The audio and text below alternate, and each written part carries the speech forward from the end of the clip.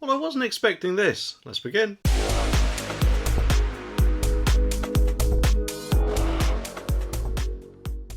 The article says that Phillip Schofield says he's completely broken by his acting from this morning. He'll get 6 months' wages, though, to soften the blow, after ITV decided his feud with Holly Willoughby was losing too many viewers. A source said that he thinks the way he was forced to step down was so unjust and feels completely broken by how the situation has been handled.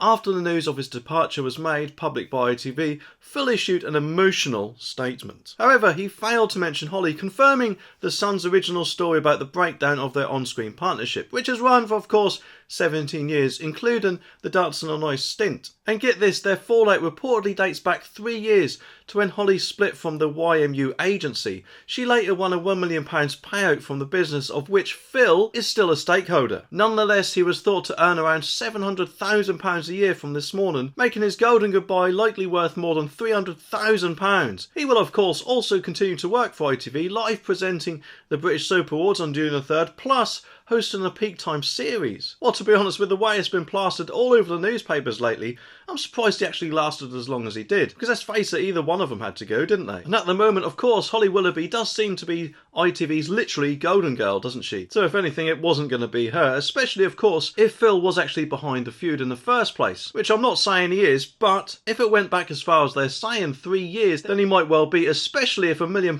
was at stake under a company which he is a shareholder. Because let's face it, I'm guessing he wasn't exactly happy about the idea. And honestly, they both deserve Oscars for their win and performance, don't they, over the past few years, if it did go on that long, because as far as I was aware, that was only going on for the last couple of weeks, not years. Then of course it could have actually been the other way round, possibly with Holly moaning at Phil for the agency not letting her go or something like that. Because let's face it, some people do tend to have a hard time forgetting things, don't they? I mean, it was literally only the other day when my girlfriend said to me, "Do you know, I fancy a new job." I said to her, "You should probably try to be an archaeologist." She went, "Why the hell would I want to be an archaeologist?" I said, "Because you've got a natural ability to dig up the past," which, to be honest, didn't go down exactly well.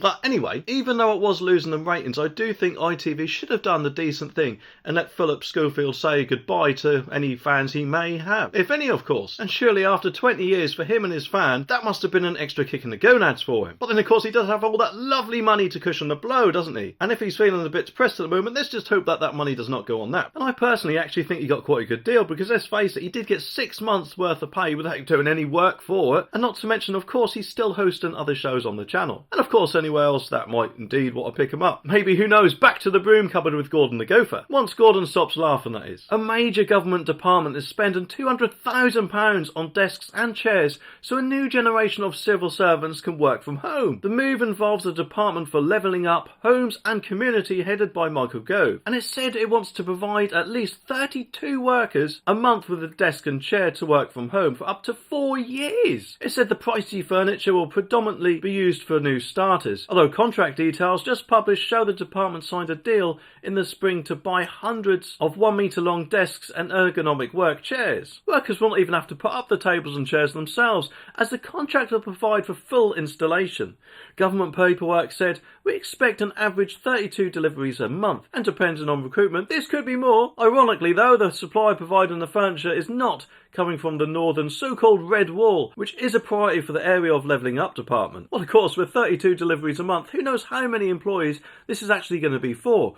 But at the end of the day, it's not going to be cheap for us taxpayers, is it? With the presumably environmentally friendly desk and ergonomic chairs, which, to be honest, makes me wonder that if they're going to be so expensive, they'll include some sort of inbuilt BJ function or something like that. Also, how long can this actually go on for? We are far past the pandemic now. Of course, they say the virus will never go away, which is a given, but at the end of the day, we have to get back to normal living. Surely 99% of all other jobs have gone back to the office, and so should these, in my opinion. I mean, yes, I know it's bound to be handy for people who have a long commute to get into the office and back, but that's their choice at the end of the day if they want to work there, isn't it? Because if you work from home, it's bound to be more inefficient than if you're actually in the office doing the work you should be doing when your boss is walking around the office checking up on people. Because let's face it, you can't do that at home, can you? Unless, of course, you're having an affair with your boss, in which case that brings a whole new meaning in taking your work home with you, doesn't it? But anyway, if they continue this work from home ethic, how long will it actually be before it actually bites them in the bum and the whole thing is outsourced to another country to deal with? Kind of like when you ring up customer service for, I don't know, 3 or somewhere like that. Because the last time I called them up, it was a bit of a nightmare, although admittedly that was a little while ago, so So they may have changed their policy now and might have UK workers, but to be honest, I've got a feeling they don't. Either way though, I think at the end of the day, for some time, we'll probably all have to put up with being in longer queues, while of course the people on the other end finish that episode on Netflix. Or of course you have to ask them to repeat what they're saying because you can hear their dog barking in the background. Patients will soon be able to use the NHS app to opt for private hospital treatment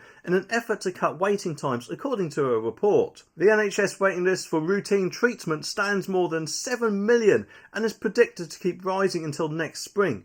Both of the main political parties are relying on more people choosing to pay for private care to bring down waiting times and free up the NHS. A report in the Times said though that only 28 NHS hospitals currently allow patients to manage appointments via the app, although this is expected to be expanded, which is when the private hospital option will be offered for the first time. A Whitehall source cited by the newspaper said there is definitely scope for that. The NHS app is increasingly well used.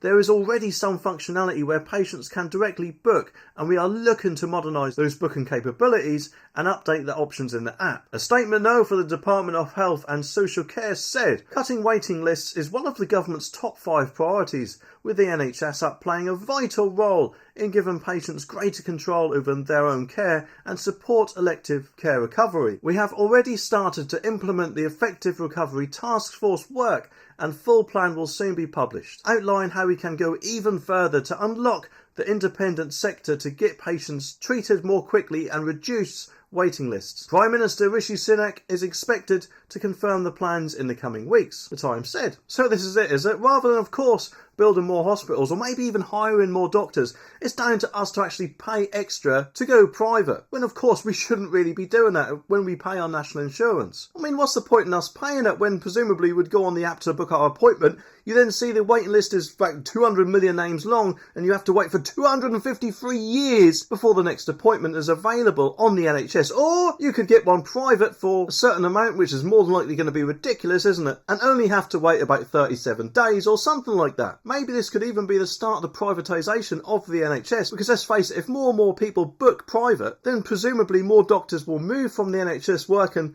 to private to keep up with the demand, thereby making the waiting list longer and causing even more of a problem in the first place. Because let's face it, whilst there is still a cap from what I've heard in training UK doctors, then the problem just isn't going to get solved, is it? And just a thought, maybe there could be such a backlog because there isn't enough doctors or hospitals to actually deal with the ever-increasing demand, is there? So rather than putting the emphasis on us to deal with it, they should be building more hospitals and hiring more doctors and remove that cap. But of course this isn't the only thing we've heard, is it? Because apparently some doctors want to start using advanced AI, such as apps like ChatGPT, which admittedly may cut down the times in writing any such reports, but I don't think that'll be a good thing in the long run, because presumably then if an app is doing all the work, the doctor isn't, and therefore who knows, the app might make some mistakes which the doctor wouldn't be aware of and could make people's treatment a whole lot worse, couldn't it? So whilst this skip the queue option in the NHS app might be good for some people, I don't think it'll end up being good for the majority. And no doubt, of course, does make me wonder if it was actually inspired by Phil and Holly. But anyway, if you think that's bad, then wait until you have a look at this video with something that will be even more worse than speed cameras, which will also fine you for a lot more than just speeding. Anyway, subscribe for more and I'll see you in the next one.